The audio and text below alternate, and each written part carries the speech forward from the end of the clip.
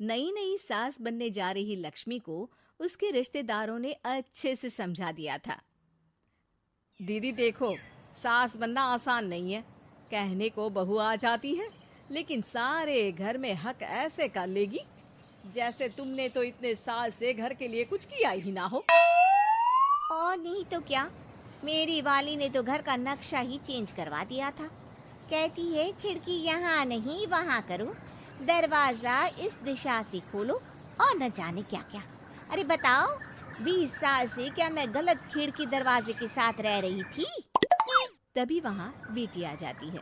हाँ माँ, और पक्का भाभी आने के बाद तो मेरा हाल बुरा ही होना है। तुम हर बात पर मुझे इग्नोर करोगी। हे भगवान, इतना सब कुछ होता है बहू के आ जाने पर, मुझे तो पता ही नहीं था। अरे एक हमारा जमाना था। अरे हमारा जमाना तो भूल ही जाओ कि सास के हाथ में कमान होती थी और हम कठपुतली। जीवन भर कठपुतली ही रहना है, पहले सास की और अब बहू की। खैर, मुर्गे की अम्मा कब तक खैर मनाती। हो जाती है बेटी की शादी और घर आ जाती है प्यारी सी पल्लवी। माँ जी चाय लीजिए। सास जो कि पहले से डरी हुई थी, हाँ हाँ, लाओ लाओ। लेकिन चाय पीते ही थू, अरे इसमें किरकिरा सा क्या है? चाय में चीनी तो है ही नहीं। माँ जी वो ये बता रहे थे कि आपको शुगर की बीमारी है, तो मैंने चीनी की जगह गुड़ का पाउडर डाला है, वो शुगर के लिए ठीक रहेगा। सास गुस्से से लाल हो जाती है। अरे नहीं नहीं, मैंने जीवन भर चीनी की ही चाय पी है, तो मैं तो चीनी वाली ही चाय पीऊंगी। तुम आई और मैं नियम बदल दूं? ऐसी सास नहीं हूं मैं, समझी? पल्लवी को समझ में नहीं आता कि सास को हो क्या गया है। अरे माँ जी हुआ क्या है, आप तो भड़क गई। तभी वहाँ ननद आ जाती है। तो आप काम ही ऐसा कर रही हैं ना भाभी? अरे भाई, मैंने क्या किया? शुगर के पेशेंट को चीनी नहीं पीनी चाहिए, तो मैंने चाय में चीनी नहीं डाली। इसमें मुझे तो नहीं लगता कि मैंने कुछ गलत किया। भाभी पहली बात ये कि जबान चलाने की जरूरत नहीं है, क्योंकि हम लोगों को भी बोलना आता है।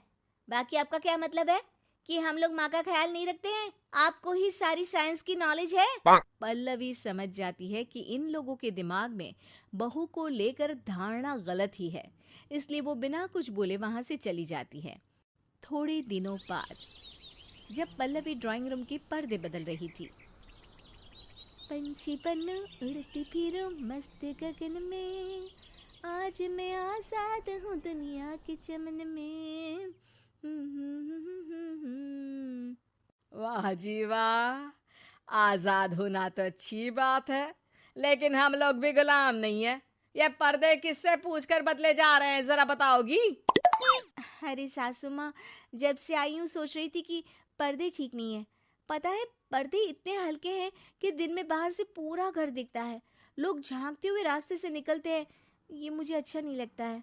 अरे वाह जी वाह, 5 साल से तो ये पर्दा लगा है, तब तो लोगों ने झांका नहीं। आज तुम आई हो तो लोग घर में झांकने लग गए, क्यों?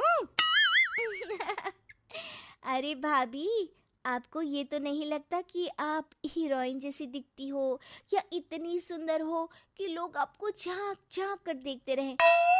मैं भी रहती हूँ इस घर में, लेकिन मजाल है। पल्लवी सर पर हाथ रख लेती है, पर्दे लगाकर पुराने पर्दों को हटा देती है और निकल जाती है। देखा माँ, इसे कहते हैं मनमर्जी। आपने मना किया, फिर भी भाभी ने पर्दे हटा ही दिए।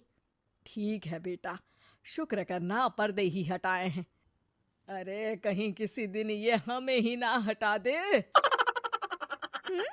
ऐसे कैसे हटा देंगी, हम क्या पर्दे हैं? दिन बीतते हैं और एक दिन सास और ननद वॉक पर निकली होती है कि पड़ोसन। क्या बात है, आजकल तो आप लोगों की कोई खोज खबर ही नहीं है।